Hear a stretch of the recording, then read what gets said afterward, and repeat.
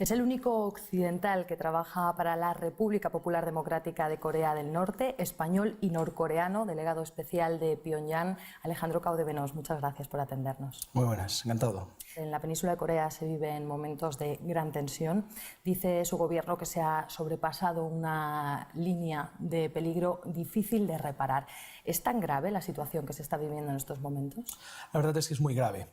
Probablemente la más grave desde el año 2010, cuando ya hubo un conflicto en la isla de Yeonpyeong. Y esto se debe principalmente a las últimas sanciones del Consejo de Seguridad de la ONU.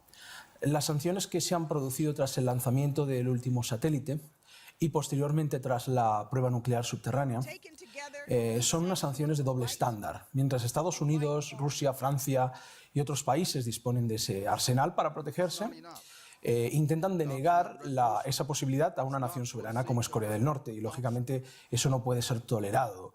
Si le añadimos a las maniobras militares que se están sucediendo ahora mismo en la zona de Asia-Pacífico con portaaviones nucleares norteamericanos, pues todavía hay mucha más tensión.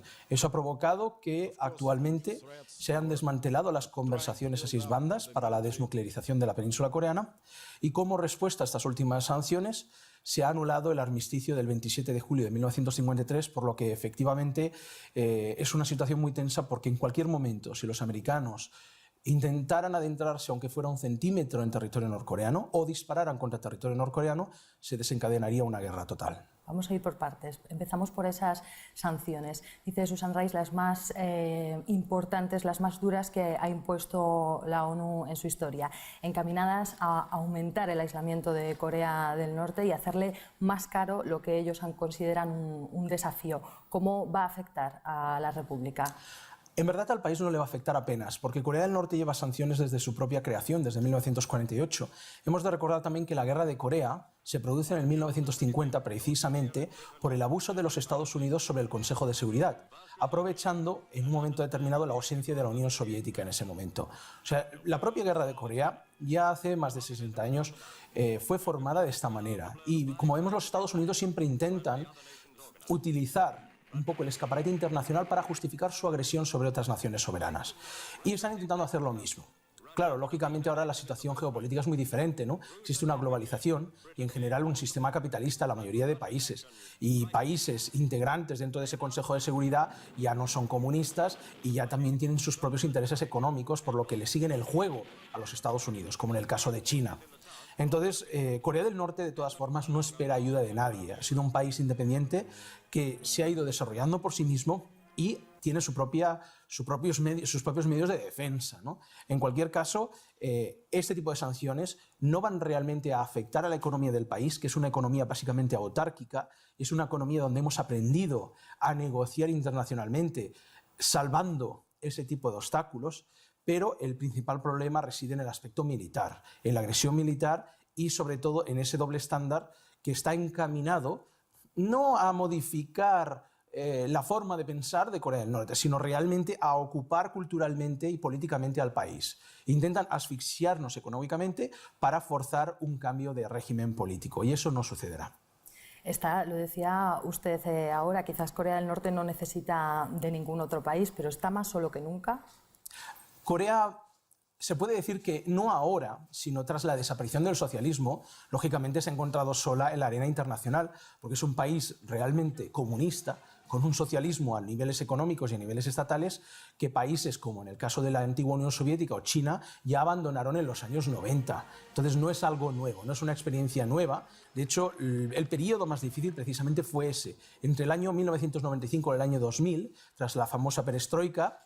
En la desaparición de los mercados socialistas, todo se privatiza, el dólar y el euro se convierten en los dioses mundiales, deja de existir este mercado paralelo socialista que existía y el país se sume en una grave crisis. Corea ha sufrido muchísimo hasta el año 2000-2001, en que ha podido rehacer su industria y buscar fórmulas para solventar el problema, ese vacío dejado por el mercado socialista. De cualquier forma, podemos decir que Corea ha estado sola, sí, pero no es solo ahora, ya desde la desaparición del socialismo a nivel internacional. Decía usted antes, el problema es el militar. Estados Unidos y Corea del Sur han comenzado maniobras militares en Corea del Sur. Ustedes, en respuesta también a esas sanciones de Naciones Unidas, han roto esos acuerdos de no agresión, pero dice Naciones Unidas que no puede haber una ruptura unilateral, ¿no? Y de hecho no es la primera vez que se rompe este pacto. Bueno, el acuerdo de armisticio se firmó en 1953 y, como en cualquier acuerdo, si una de las partes incumple, en el caso de Estados Unidos, que ha incumplido sistemáticamente el respeto a las fronteras, sobre todo marítimas, la conocida como Northern Limit Line, es una frontera que pasa por agua, y en esta frontera, en el mar oeste de Corea, jamás fue reconocida en ese tratado. Y de ahí vienen muchos de estos problemas. Se creó una frontera cerca del paralelo del 38 para dividir el norte y el sur, pero a nivel marítimo los Estados Unidos crearon su propia frontera, sin reconocimiento y sin incluirse en ese tratado. Eso ha provocado los conflictos armados que han habido, como he dicho, en los anteriores años, y que es la zona más peligrosa, porque es una zona en la que no se ha pactado esa separación, ¿de acuerdo? Por lo tanto, ese problema que viene ya de 1953, si ha estado continuamente violado por parte norteamericana, por parte del imperio, para nosotros no es más que un nuevo imperio que pretende controlar el mundo, si en el caso de Corea del Norte uno de los firmantes del tratado decide que ese acuerdo queda totalmente invalidado, si una de las dos partes reniega de él, ya desaparece, porque como en cualquier contrato, si no hay un acuerdo por ambas partes, por mucho que digan, por mucho que cacareen y utilicen medios de información a su alcance, no va a cambiar la situación. El acuerdo de armisticio del 27 de julio del 53 queda totalmente anulado y, por lo tanto, la zona desmilitarizada. Eso significa que en cualquier momento, si Estados Unidos realiza, como vuelvo a repetir, una mínima agresión, tan solo un disparo contra la parte norte, se desencadenará la guerra total en la península. Junto con esta ruptura del acuerdo de armisticio, se ha destacado que Pyongyang ha cortado la línea de comunicación directa con Corea del Sur. ¿Qué significa esto? Explícanos para qué se utiliza exactamente este teléfono rojo. Pues este teléfono era muy importante porque, aun existiendo esta zona desmilitarizada, que es como una zona de 4 kilómetros neutral, para prevenir los conflictos armados, precisamente, cuando sucedía algún problema, algún enfrentamiento, antes de que se tomaran acciones más elevadas a nivel militar, se utilizaba esta línea especial a través de la Cruz Roja, tanto el Comité de la Cruz Roja en el norte como en el sur, para intentar solucionar ese conflicto y que no escalara en una guerra total. Por lo tanto, de ahí su importancia vital para evitar ese enfrentamiento. Lógicamente, si los Estados Unidos dicen o hablan de que lo que quieren es la paz en la península, pero introducen un portaaviones con más de 100 armas tácticas nucleares a bordo, no se puede intentar llegar a un acuerdo, a una amistad, mientras por otra parte estás ejerciendo presión, y una presión militar, y además sanciones económicas que lo que intentan es asfixiarnos. Por lo tanto, o pretendes ser nuestro amigo, o pretendes que nos conozcamos mutuamente y llegamos a un acuerdo como durante la administración Clinton, o lo que estás haciendo es usar tu maquinaria bélica y tu poder de influencia internacional para asfixiarnos. Y en ese caso, Corea jamás se doblegará. Lo que está claro es la posición de nuestro gobierno, que deseamos la paz, pero nunca nos arrodillaremos para conseguirla. Y esa es la posición. Corea del Norte actuará como un espejo frente a la política de Corea del Sur y sobre todo de Estados Unidos. Antes de continuar con esta posición de Corea del Norte respecto a las actitudes de Estados Unidos y de Corea del Sur, quería insistir en el tema del teléfono. He leído en algún sitio que se utiliza también para cuestiones ciudadanas de la población, para reunir de alguna manera a familias que están en un lado y en el otro, o incluso para coordinar algunos paquetes de ayuda humanitaria. No sé si esto es así, y en el caso de si es así, ¿cómo perjudica a la población esta decisión? Es decir, ¿se ha valorado, supongo, las ventajas y desventajas de cortar esta comunicación directa, ¿no? La línea más directa con el resto del mundo? Es cierto que esta línea también se usaba para asuntos humanitarios, pero también es cierto que el último presidente que ha habido en Corea del Sur, el señor Lee Myung-bak, ha sido un sirviente de los Estados Unidos que ha destruido absolutamente todos los acuerdos que se han construido en las dos anteriores administraciones. Desde el año 2000 al 2008, tanto con el presidente Kim Dae-jung, Premio Nobel de la Paz, como el presidente Roh Moo-hyun de Corea del Sur también, que se encontraron con nuestro gran líder Kim Jong-il, se acordaron los principios precisamente para la paz y la reunificación. Uno no puede imaginarse lo que se avanzó en esos 8 años más que desde cualquier momento desde la guerra de Corea. Pero todo ese entendimiento entre norte y sur, la creación de un parque industrial que continúa existiendo en la frontera entre ambos países, el ver que habían miles de ciudadanos de Corea del Sur, que teníamos 2 vuelos directos entre la capital, entre Seúl y Pyongyang. Todo eso desaparece en el 2008 cuando viene este presidente ultraconservador y proamericano que decide destruir todos esos acuerdos, entre ellos los de las reuniones familiares. Así que no es algo nuevo el fenómeno de que la situación se estaba ya deteriorando por el carácter ultraconservador y proamericano del presidente Lee Myung-bak. Ahora ese presidente acaba de dejar la oficina y otra persona de su propio partido, en este caso Park Geun-hye, la nueva presidenta de Corea del Sur, ha sido votada y promete cambiar esa política por una de acercamiento, pero lógicamente ella también tiene las manos atadas porque incluso la dirección de las tropas surcoreanas depende de Estados Unidos. El problema es que Estados Unidos, tras la Segunda Guerra Mundial, ocupa Corea y se queda para siempre. Mientras otras naciones, la propia Unión Soviética, deja Corea para los coreanos, los americanos establecen sus bases y convierten a Corea del Sur en una colonia, hasta día de hoy. Hasta que los Estados Unidos dejen de querer controlar Asia-Pacífico y dejen Corea para los coreanos, este problema no podrá resolverse. Volvemos a esa tensión bélica. En Corea del Norte esta semana, o al menos es cuando lo hemos conocido, ha iniciado también, hablábamos antes de las maniobras de Estados Unidos y Corea del Sur, pero ha iniciado también sus propias maniobras a gran escala, un despliegue aéreo sin precedentes. ¿Cuál es el objetivo de estas maniobras, de estas acciones militares? El objetivo es básicamente de prevención, como lo es la disuasión nuclear. El desarrollo de armas nucleares o de misiles intercontinentales no es el de ocupar el mundo. Hace ya más de 10 años que Corea del Norte tiene ya estas armas nucleares y tiene misiles que pueden golpear sobre los propios Estados Unidos.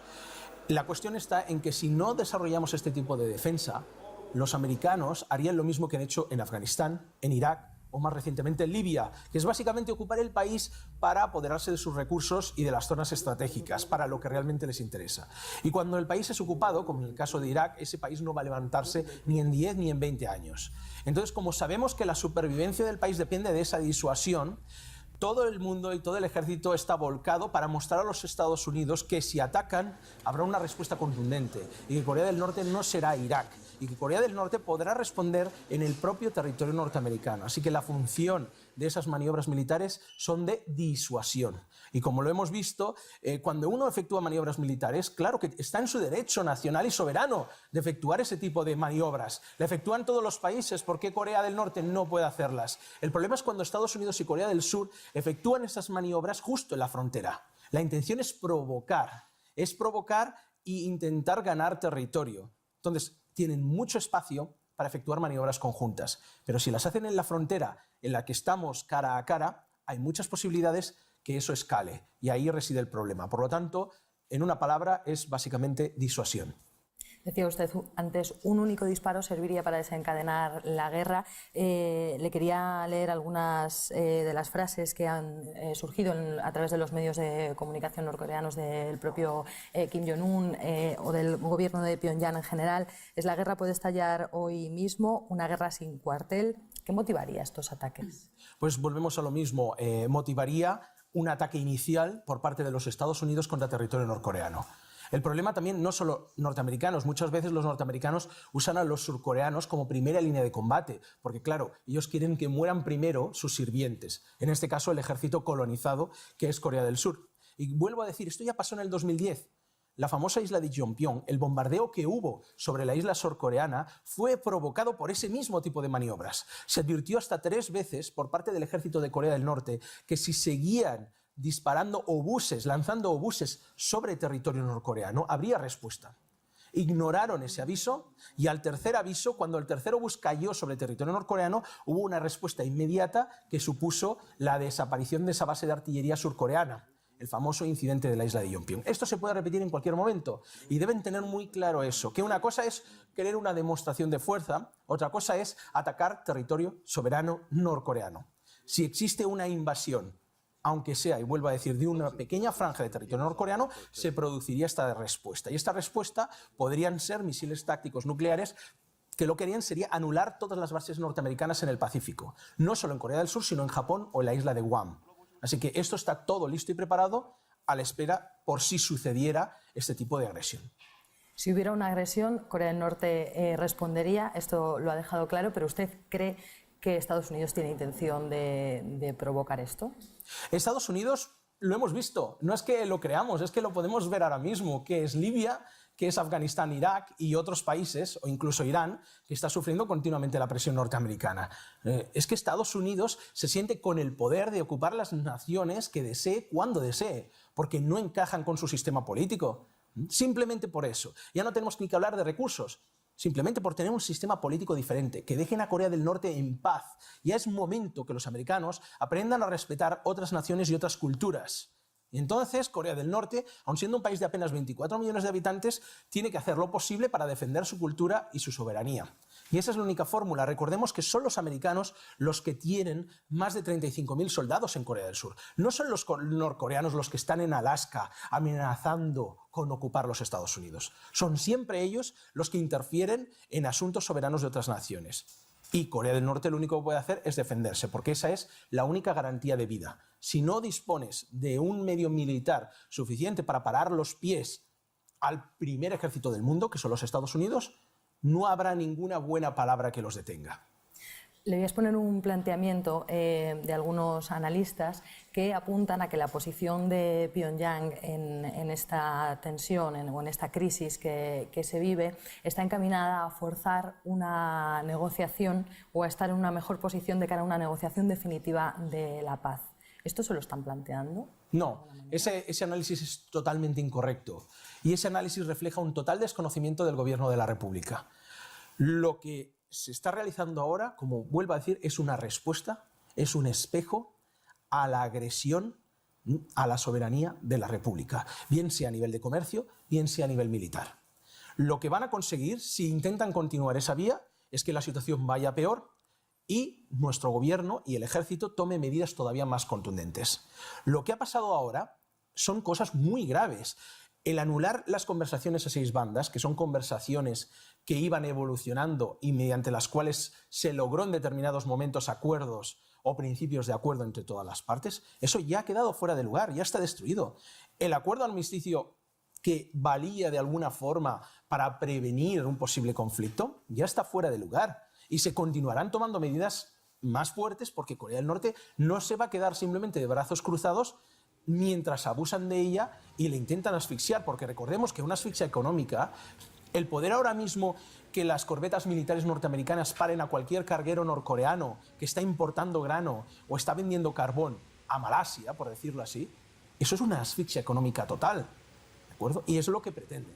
Entonces, una asfixia económica que equivale a un embargo prácticamente militar y es un acoso en el que se involucran a las Fuerzas Armadas de otros países, usando siempre el espejo, o sea, usando un poco la bandera de las Naciones Unidas, porque Estados Unidos siempre hace lo mismo, porque es un imperio, pero intenta justificarlo como que es la comunidad internacional la que lo lleva. Entonces, eso es intolerable. Corea del Norte ha respondido y va a continuar respondiendo hasta el final. Y que le quede claro a Estados Unidos que el sistema político norcoreano está tan vigente como lo estuvo desde la creación de la República, que no va a haber cambios en nuestro gobierno y que el comandante supremo Kim Jong-un es exactamente igual que nuestro gran líder Kim Jong-il. Tiene su misma visión y su misma capacidad militar. Así que no esperen ningún cambio a ese nivel. Supongo, ante esta respuesta, que otra de las informaciones que también ha aparecido no es correcta. Usted ya me contestaba antes diciendo que Corea del Norte no se doblega a ningún tipo de sanción o de imposición del exterior. Pero si ¿se plantearía Corea del Norte un desarme nuclear a cambio de beneficios económicos? No. El prerequisito para el desarme nuclear de la República Popular Democrática de Corea es primero el establecimiento de la paz definitiva de la guerra de Corea. Estados Unidos, a día de hoy, no ha querido firmar el Tratado de Paz definitivo. ¿Por qué? Porque quiere la guerra. Porque si Estados Unidos se queda con el armisticio, en cualquier momento podría justificar una agresión y una ocupación de la República. Entonces nosotros desde el final de la guerra, desde el 27 de julio del 53, estamos pidiendo a los Estados Unidos, sustituyamos el armisticio por un acuerdo de paz definitivo. Pero hasta el día de hoy, todos los presidentes norteamericanos se han negado. Así que si no quieres la paz, es porque pretendes entrar en guerra en cualquier momento y ocuparnos de nuevo. Por lo tanto, ¿cómo nos podemos fiar si no quieren algo tan básico como sentarse en la misma mesa, al mismo nivel, y firmar la paz con nosotros? Eso demuestra cuál es la intención real de los Estados Unidos respecto a la península coreana. Por lo tanto, si no podemos establecer una paz, si Estados Unidos no quiere reconocer a Corea, si Estados Unidos no quiere ni abrir ningún tipo de relación diplomática con el país, no podemos evolucionar hacia una desnuclearización. Si Estados Unidos continúa ocupando Corea del Sur, poniendo a sus marines y sus armas nucleares en territorio surcoreano, no podemos fiarnos porque estás haciendo el doble juego que está haciendo siempre, pretendiendo ser un cordero cuando en verdad es un lobo. Así que estamos siempre dispuestos y con brazos abiertos para que el gobierno de los Estados Unidos se siente con nosotros y negociemos no solo la paz definitiva, sino el establecimiento de relaciones diplomáticas. Y quiero recordar que la visita de Madeleine Albright, secretaria de Estado de Estados Unidos, durante la presidencia de William Jefferson Clinton, estaba destinada precisamente a eso. Se llegaron a acuerdos muy importantes desde el año 1994 y el paso siguiente era establecer relaciones diplomáticas entre los dos países. Por desgracia, perdieron los demócratas, vino George Bush y hizo lo mismo que ha hecho Lee Myung-bak en Corea del Sur. Destruyó todos los acuerdos de entendimiento y volvimos a un estado de confrontación hasta el día de hoy.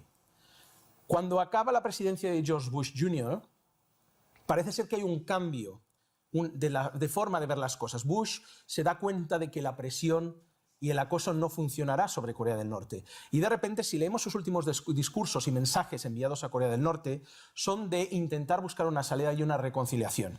Pero precisamente cuando Bush se da cuenta de eso, al final de su mandato, gana Obama las elecciones, un presidente que no tiene ni idea, ni está bien informado por sus medios de información sobre la situación coreana, y volvemos a estar igual. Y esta situación se repite de forma cíclica, por eso estamos en este momento. Si hubiera una continuidad en esa diplomacia internacional y realmente unas ganas de establecer la paz, se habría firmado ya. Y nosotros, por nuestra parte, estamos siempre dispuestos a esa paz. ¿Y qué va a ocurrir? ¿Es posible un enfriamiento de esta tensión próximo? Pues depende exclusivamente de los Estados Unidos. Corea del Norte está en su mismo lugar y su posición no ha cambiado jamás. Nuestra política es exactamente siempre la misma. El gobierno es un gobierno comunista liderado por el Partido del Trabajo de Corea y es siempre el mismo. Son ellos los que están cambiando continuamente de opinión y los que están manejados por lobbies empresariales o militares. Por lo tanto, son ellos los que se tienen que poner de acuerdo de una vez y sentarse en la mesa de negociaciones. Así que dependerá. Ahora mismo se están realizando las maniobras militares. ¿Va a haber una guerra? Depende de los Estados Unidos, que son los que están en la frontera con su portaaviones. Si pasa la línea, habrá conflicto. Que no la pasan, no lo habrá. Esperemos que sea así. Pero Corea está dispuesta a todo. Está dispuesta tanto a la paz, que la desea, pero no la mendiga, como para la guerra. ¿Por qué crees que estas crisis que tú decías antes son además cíclicas? ¿Es lo único que despierta alguna atención por parte del resto del mundo sobre Corea del Norte? ¿O por qué no trascienden otros temas? No, supongo que es porque a nivel de medios de comunicación muchos de ellos les interesa el tema sensacionalista. Entonces, la forma de atraer oyentes y de generar beneficios es normalmente hablando de temas importantes o peligrosos o crear una especie de atmósfera de tensión que atraiga al lector hacia ese medio de comunicación. Por desgracia, también el 90% de las noticias que salen sobre Corea del Norte son absolutamente mentira. Como nosotros no disponemos de los medios que tiene la CNN o Newsweek para llegar a todo el mundo, no podemos utilizarla como arma política. Pero sobre todo hemos de recordar que los medios de comunicación en general son herramientas de manipulación de masas y que cada uno tiene una orientación política. Aunque existe, si bien es cierto, gente que es imparcial y algunos medios que desean esa imparcialidad, hay una gran mayoría de medios que también están controlados por empresas que tienen su propia agenda. Por lo tanto, no nos engañemos. Es una batalla que se libra no solo con las armas, sino en los medios de comunicación. Y lógicamente Corea del Norte no tiene la capacidad de los Estados Unidos para luchar con ella, ¿no? Contra ella o en las mismas condiciones. Así que mientras esos medios de comunicación sigan utilizando el sensacionalismo como herramienta para generar beneficios y para atraer espectadores, lo demás pues quedará a un segundo plano o simplemente desaparecerá. Y la gente no sabrá pues, que cualquier persona puede visitar Corea del Norte, que la gente es fantástica, que te lo dan todo, que son personas hospitalarias y que a nadie le van a meter en una cárcel ni le va a pasar nada. Porque yo he nacido en España y llevo 23 años ya trabajando para el país. Dices, la mayoría de las cosas que se dicen son mentira o sensacionalistas que dibujan solo una parte de la realidad. Vamos a intentar explicar un poco cómo es Corea del Norte. Lo primero que te quiero preguntar, no es lo más importante, pero es lo más relacionado con esta crisis que se vive. Algo como que los ciudadanos estaban preparados, como que todos los ciudadanos eran soldados y que estaban preparados. ¿Qué es esto? Algo que sorprende mucho, por ejemplo, aquí en España, ¿no? Claro, sorprende mucho, igual que cuando vimos el fallecimiento de Kim Jong-il, todo el mundo llorando y yendo a presentar sus respetos cuando pasaba el féretro, ¿no? Es muy difícil de entender desde una perspectiva occidental y una perspectiva individualista una sociedad en la que todo el mundo se considera como una familia. Hay que entender a Corea no solo por sus ideas políticas, por sus ideas comunistas, sino porque es un país oriental, asiático, un país homogéneo, donde el 99% son coreanos, que ha sido un país prácticamente sin mezclas, sin influencias de otras culturas, desde épocas medievales, y era un país conocido como un país ermitaño o cerrado, y se ha desarrollado y se ha valido por sí mismo, a pesar de tener que luchar contra muchas invasiones de otros imperios, mongoles, chinos, japoneses, etc., ¿no? Entonces, entendiendo un poco qué es el budismo, qué es el confucianismo, en este caso, cuáles son los aspectos espirituales, podríamos decirle, que imbuyen a Corea del Norte, no solo ideológicos, podemos hacernos una idea en que la familia es el núcleo de la sociedad, es la célula de la sociedad, mientras que en países europeos o en Estados Unidos es el individuo en el que la persona tiene que luchar dentro de una sociedad para ser el mejor, donde hay una competencia continua y feroz y donde uno tiene que valerse por sí mismo de forma individual. En Corea, desde siempre, la familia, la sociedad ha sido un conjunto y los niños se educan desde pequeños en esa vida en comunidad. Eso crea realmente esa sensación familiar con vecinos o con personas de la calle que no existe en una sociedad individualista. Y dentro de esa familia tan grande que sería Corea, existe un padre, y esa es la figura del líder. Por eso es tan importante una figura cohesionadora de toda la sociedad. Ese es el rol que ejecuta, en este caso, el líder, que es el centro de conexión y la unión de todos los ciudadanos. Así que es un poco complicado porque hay que entender primero filosofía un poco oriental, y luego política, entender qué es la idea Juche y qué es el socialismo, que eso llevaría muchas horas de explicar, pero para tener una idea de cómo los norcoreanos se sienten como una sola familia, liderados por un padre, que en este caso es el comandante supremo Kim Jong-un. Hacemos una pausa y enseguida volvemos con el único occidental que trabaja para Pyongyang, Alejandro Cao de Benós, que nos concede esta entrevista hoy en RT.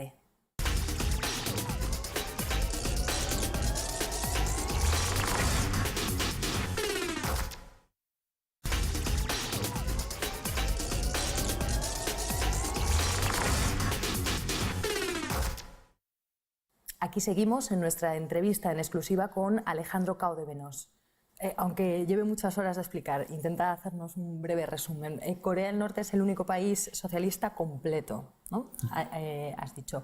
¿Por qué? ¿En qué se traduce en cosas cotidianas esto? Y luego, por otro lado, también dices, es una democracia. ¿En qué sentido? Bien. Primero, es un país socialista. A ver, no hay un solo socialismo. Cada nación, decía el presidente Kim Il-sung, debe buscar su propio socialismo, o lo que denominaríamos comunismo, porque se le denomina comunismo para diferenciarlo de la socialdemocracia europea, ¿de acuerdo? Pero la expresión correcta sería un país socialista. Esta expresión de socialismo, Corea del Norte tiene su propio socialismo que llamamos idea Juche, que es diferente al marxismo-leninismo tradicional o al materialismo dialéctico que conocíamos. No es una copia ni de la Unión Soviética, ni del maoísmo de China, ni ningún otro, sino que el presidente Kim Il-sung creó una idea partiendo de la tradición y la base tradicional coreana, ¿bien? Sin copiar a otras naciones. Entendiendo que el socialismo, cada país tiene el suyo según sus propias características y que Corea ha desarrollado su socialismo particular, llamado idea Juche, lo que normalmente alinearía a los países socialistas es que los medios de producción pertenecen al pueblo. O sea, en Corea del Norte no hay empresarios, no hay empresa privada, sino que toda empresa de producción, desde camiones hasta cualquier empresa de industria ligera, pertenece al pueblo. Así que los beneficios que se generan empresariales se reinvierten en el propio pueblo. No se lo queda una comisión de accionistas, no se lo queda una oligarquía que acumula el dinero que viene del sudor del trabajador, del proletario. Esa es la gran diferencia entre capitalismo y socialismo. Así que Corea del Norte, la gente trabaja, tiene sus trabajos, no existe el paro, ¿de acuerdo? No existen problemas muy graves que están habiendo en países occidentales como violencia doméstica, etc. Es una sociedad mucho más armoniosa que la que puede haber en Europa. La educación es totalmente gratuita, incluida universitaria. La casa la regala el gobierno, totalmente gratuita, no hay que pagar ni alquileres ni hipotecas. Y la sanidad también lo es. Así que todas las necesidades básicas del ser humano estén cubiertas por igual para toda la población. ¿De dónde sale ese dinero? Pues sale precisamente de ese beneficio. Ese beneficio que se quedan los empresarios capitalistas en una sociedad capitalista, en el caso de Corea del Norte, se reinvierte en el pueblo para facilitarle sanidad gratuita o para facilitarle una casa gratuita. Así que a grandes rasgos esa es la diferencia, ese es el porqué del socialismo. ¿Por qué democrático? La palabra democracia precisamente significa el poder al pueblo. No es la democracia que nos están intentando vender los políticos hoy en día. Entonces, la democracia, supuesta democracia en Occidente, es la democracia de los poderosos. La democracia de que el que tiene dinero y una gran cuenta bancaria puede comprar lo que quiera y puede presentarse a las elecciones y hacer campaña. Pero si una persona normal, aunque tenga gran capacidad, no tiene dinero para pagar esas salas de reuniones ni los spots televisivos, poco va a poder conseguir. Porque volvemos a lo mismo, está en situación total de desventaja. Así que la supuesta democracia occidental es una democracia basada en lo grande que sea tu cuenta bancaria. Y siempre también lo comparo con lo mismo. Nos podemos ir a un gran centro comercial donde hay una gran variedad de productos de todos los países, pero si no tenemos dinero, tendremos que comprar el más barato, la marca blanca, la que nadie quiere, pero no llega el dinero. ¿De qué me vale tener 100.000 artículos si no puedo comprar? Y hay veces que ni siquiera voy a poder entrar en ese supermercado y me voy a tener que conformar mirando los escaparates pensando que algún día podré llegar a realizar el sueño americano. Entonces hay que despertar a la realidad, que esa es la realidad a la que muchas personas en España se están dando cuenta ahora, qué es el capitalismo en realidad y a quién beneficia ese capitalismo, y lo que es la democracia que representa el poder popular, que es en la que nosotros creemos. Por eso el país se llama República Popular Democrática de Corea. Pero sí que hay una cosa asociada a la democracia, no del tipo de Corea del Norte, sino, por ejemplo, a la de España o a la de otros países, Estados Unidos, etcétera, completamente diferente, que son los derechos ciudadanos. También pues, recurro a Naciones Unidas, porque es la que hace algunas alusiones a Corea del Norte, dice que hay violaciones sistemáticas de derechos. No sé, te pregunto, ¿esto es así? ¿En qué sentido se podría dar? Y luego, si en Corea del Norte uno puede pensar lo que quiera, libremente. Bien, para empezar, al igual que se usa de forma militar, las Naciones Unidas se usan como medio de propaganda también. Por lo tanto, la supuesta Comisión de Derechos Humanos, como otras ONGs, no debemos olvidar que son ONGs que también tienen financiación. Y algunas de ellas son tan descaradas como para poner a Hillary Clinton como vicepresidenta, en el caso de Radio Free Asia. Entonces una persona coge una radio, una supuesta ONG, que está lanzando propaganda todos los días desde los Estados Unidos y solo tiene que acceder a la página web para ver de dónde realmente sale ese dinero para financiar esa propaganda. Así que este apartado de ONGs lo dejaríamos más bien como empresas encubiertas con motivos propagandísticos. Y en el caso de las Naciones Unidas pasa exactamente igual. La diferencia es que en Corea del Norte todo el mundo piensa libremente, hay creatividad y cada persona puede dar su opinión cuando quiera, pero siempre desde una forma respetuosa. Y siempre también intentando buscar apoyo de los compañeros frente a esa idea. En el caso de la página oficial incluso del país, que la creé yo en el año 2000 cuando no existía, eso fue una propuesta mía, individual, de cara a nuestro ministerio. Pasando los trámites pertinentes, fue aprobada. Fue una idea mía que tuvo éxito y lo mismo cualquier otro proyecto que podamos realizar. Estamos realizando proyectos con Estados Unidos también, con muchos ciudadanos norteamericanos que quieren paz, amistad y relaciones con Corea y que no están de acuerdo con lo que hace su gobierno. Entonces, en Corea del Norte la diferencia es que mientras en Occidente normalmente las ideas personales o privadas se utilizan a veces de forma radical, destruyendo supermercados o realizando algunas barbaridades sociales para intentar imponer el criterio individual sobre el criterio común, en Corea del Norte siempre se busca un consenso. Y de hecho todas las decisiones que se toman, tanto empresariales como a nivel de nuestro ministerio, son siempre asamblearias. No es una persona la que decide qué dirección va a tomar la empresa o qué es lo que vamos a hacer, sino que se reúne una asamblea elegida democráticamente por los trabajadores. Al igual que, lógicamente, tenemos un Parlamento con 687 diputados que son electos cada 5 años. Y si una persona realmente cree que su idea es mejor, que puede trabajar mejor por el gobierno, por el país que el resto, se puede presentar y puede votar. Y no nos olvidemos que la propia Unión Soviética, Mikhail Sergeyevich Gorbachev era miembro del Partido Comunista, fue secretario del Partido Comunista, y que fueron las propias asambleas populares de una nación como la Unión de Repúblicas Socialistas Soviéticas las que en un momento dado decidieron dar un giro hacia el capitalismo. Una perestroika, un glasnost y un capitalismo. Esas mismas fuerzas que eran comunistas. Por lo tanto, si en Corea del Norte el capitalismo se creyera tan bueno o los diputados creyeran que el país tiene que girar en esa dirección, también se podría hacer, como lo ha hecho la Unión Soviética, como lo hizo China. Por lo tanto, ahí no hay excusa. La decisión de la nación y la decisión de esa nación se representa a través de votaciones, a través del Parlamento y representantes. Pero a nivel político sí hay disidencia. Lógicamente, en 24 millones de personas siempre hay disidencia, en todos los países. Aquí también hay una mayoría y hay muchas personas que no están de acuerdo. Yo mismo no estoy de acuerdo con el gobierno de España, pero como la mayoría lo ha votado, estoy sujeto a esa fuerza. Se respeta la disidencia normalmente. Quiero decir, a la opinión individual. Sí. Porque, o sea, es verdad, nos explicabas un poco cómo funcionan, ¿no?, de manera asamblearia las decisiones o los cambios que deben generarse en el país en beneficio de la mayoría, ¿no?, de lo que considere la mayoría. Pero me refiero a una disidencia más individual y más política, más contra el régimen que se defiende de manera mayoritaria. Sería muy complicado, muy complicado por ese concepto de familia. Vuelvo a decir, si una persona es una persona contra toda la sociedad que piensa de una manera, cuando es tan pequeño el número de personas que puedan llegar a pensar así, es muy complicado que una persona se lance, a no ser que sea una actividad terrorista, a hacer algo contra el país. Y eso hasta ahora no ha sucedido en Corea. Ni tenemos revoluciones internas, ni tenemos grafitis, ni problemas terroristas, como puedan haber en España, ¿no?, hasta el día de hoy. Entonces, este tipo de disidencia armada o una disidencia de un pequeño grupo de personas que intentan ir contra la mayoría del pueblo, hasta ahora no se ha producido en Corea. Lo máximo, tenemos algunas personas que han ido a Corea del Sur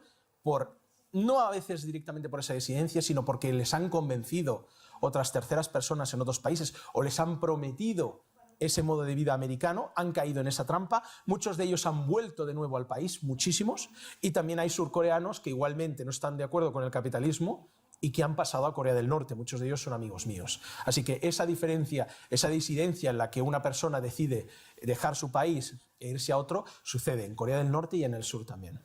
Y otra cuestión muy llamativa para nosotros que vivimos ahí un poco en la era digital, el tema de Internet. ¿Por qué no hay un acceso libre a Internet? Bien, existe un acceso a intranet. Existe una intranet donde las personas se vuelcan básicamente los contenidos de Internet, culturales, científicos, etcétera, históricos, a la intranet para que todo el mundo tenga acceso libre y gratuito desde las universidades, etcétera. ¿Por qué no se permite acceso a Internet? Porque en Internet hay cosas buenas, pero también hay muchas cosas malas. Y hay asuntos como, por ejemplo, temas pornográficos o temas relacionados con la violencia o temas relacionados con el racismo, etcétera, que no queremos que eso influya dentro de la sociedad. Como cualquier otro país, los medios de comunicación, vuelvo a repetirlo, actúan como educadores de masas. Internet es un medio muy importante y lo que no vamos a permitir es que Estados Unidos use su poder precisamente en Internet y use sus millones para utilizarlo como medio de propaganda para destruir la mente de los jóvenes.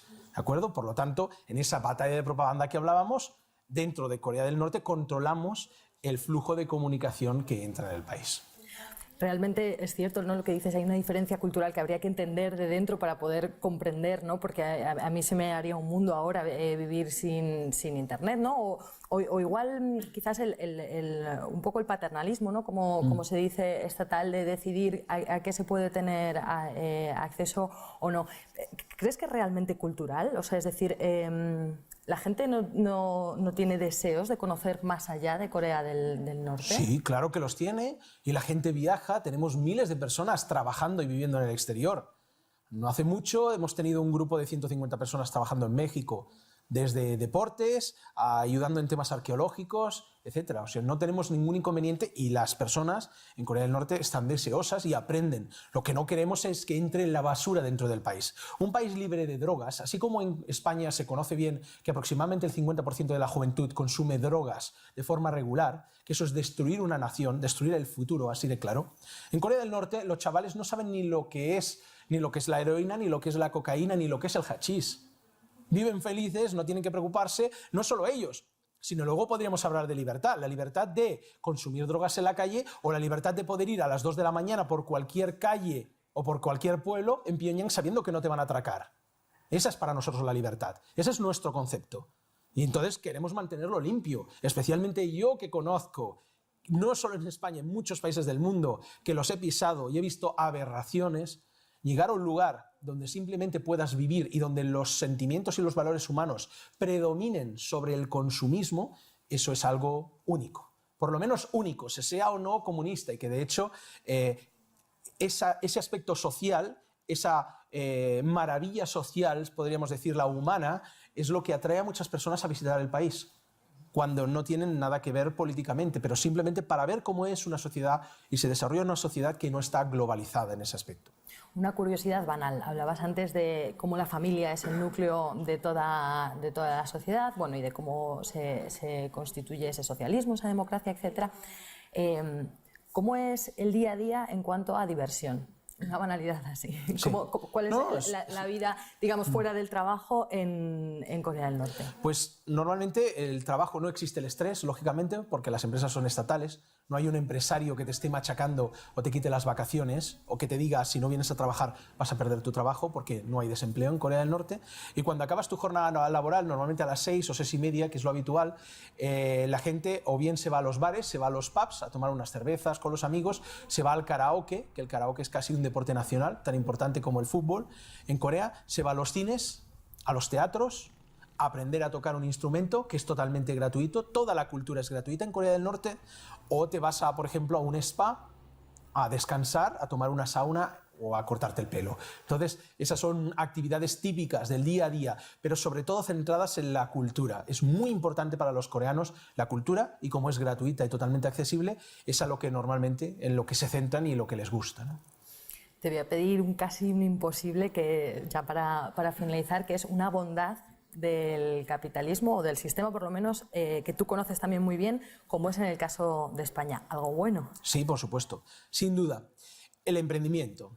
O sea, la capacidad, lo positivo que tiene un sistema capitalista es que muchas veces por la necesidad, por la propia necesidad que genera este sistema tan desigual, hace que las personas busquen ideas o busquen formas de desarrollar una empresa o un sueño que tuvieron, un proyecto que antes no lo habían llevado a cabo. Y de esas ideas, de ese empuje o de ese arrojo a crear cosas nuevas, salen a veces invenciones o empresas importantes, ¿no?, que pueden beneficiar a la gente y que hacen al país prosperar de forma más rápida hacia el futuro. Y esa es una de las cosas que creo que es muy importante que se desarrollara en Corea. Aun teniendo nuestro sistema estatal, hace mucha más falta ese arrojo, porque las personas una vez están acostumbradas o tienen la vida asegurada gracias a que el Estado le cubre sus necesidades. En muchas ocasiones parece que eso esté garantizado, tenga que ser así, cuando no es así. ¿De acuerdo? Cuando eso cuesta un dinero para el país producir y regalar esas casas a cada ciudadano. Entonces, eso crea una situación, podríamos decir, cómoda, que adormece ese sentimiento emprendedor. Por otra parte, también el carácter coreano es un carácter muy conservador, y a veces, por preservar el honor, no se da ese paso más allá. Cuando uno emprende un proyecto, se está arriesgando. No solo se arriesga a que funcione o no, sino que está arriesgando su propio honor. Y el honor es más importante que la vida en Corea. Entonces, si ese proyecto en el que él pone todas sus fuerzas e involucra a todos sus compañeros no funciona, esa persona quedará deshonrada. Como decimos, quedará su cara sucia delante de la sociedad porque no ha funcionado. Entonces, los norcoreanos tienen mucho miedo normalmente a perder ese honor. Y ese miedo también a perder el honor hace que el país no pueda avanzar tan rápido como se quisiera. Y ahora una última cosa, de verdad, y porque creo que los telespectadores deben sentir curiosidad de cómo Alejandro Cao de Benós, español, se convierte en norcoreano, trabajador para Pyongyang y delegado especial de estas relaciones culturales con el extranjero. ¿Cómo ocurre esto? Bueno, también larga historia, puede dar para rato, pero básicamente empieza con 16 años y un interés tremendo por la cultura asiática y lógicamente por el socialismo. Precisamente en esa época tan traumática donde los países socialistas estaban cayendo y donde las pocas referencias políticas que habían en España, pues parecía como que todo el mundo se había equivocado, que eso era una cosa errónea y la gente abandonaba esa idea, la idea por lo menos general de crear una sociedad más igualitaria, ¿de acuerdo? En la que todo el mundo por lo menos tenga sus derechos cubiertos. Es un poco la idea original que te lleva al comunismo, el crear una sociedad donde todo el mundo tenga acceso por lo menos a lo básico. Y esa idea o ese idealismo se pierde, sobre todo porque las experiencias prácticas caen, en este caso en la URSS, etc. Pero hay un país que está intentando llevar a cabo este proyecto de sociedad igualitaria que no ha abandonado esas premisas. Es Corea del Norte, pero lógicamente ni hay libros en la biblioteca, ni nadie sabe casi dónde está ese país. Así que mi interés, con 16 años, se convierte en una locura por buscar información.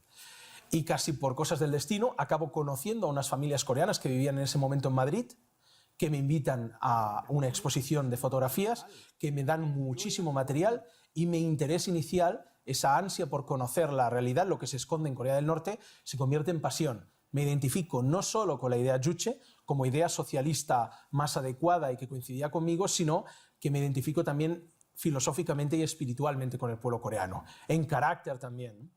Y básicamente de esa andadura en la que creo mi primera asociación de amistad con Corea, se van desarrollando las relaciones culturales a través de conferencias, entrevistas, etc., hasta que en el año 2002 hago realidad mi sueño en que nuestro gran líder Kim Jong-il me nombra por primera vez en la historia a un extranjero como delegado, en este caso de nuestro ministerio, para representar al país. Así que puedo decir que en el 2002 se cumple el sueño de mi vida y desde entonces lo estoy viviendo hasta el día de hoy. Y continuamos e intentamos esforzarnos por llevar tanto Corea del Norte al mundo como al resto del mundo hacia Corea del Norte. Muy bien, muchísimas gracias, Alejandro. A ustedes, encantado. Hasta aquí nuestra entrevista en exclusiva para RT con Alejandro Cao de Benós, el único occidental que trabaja para Pyongyang y con el que hemos intentado acercar un poco más la realidad de Corea del Norte.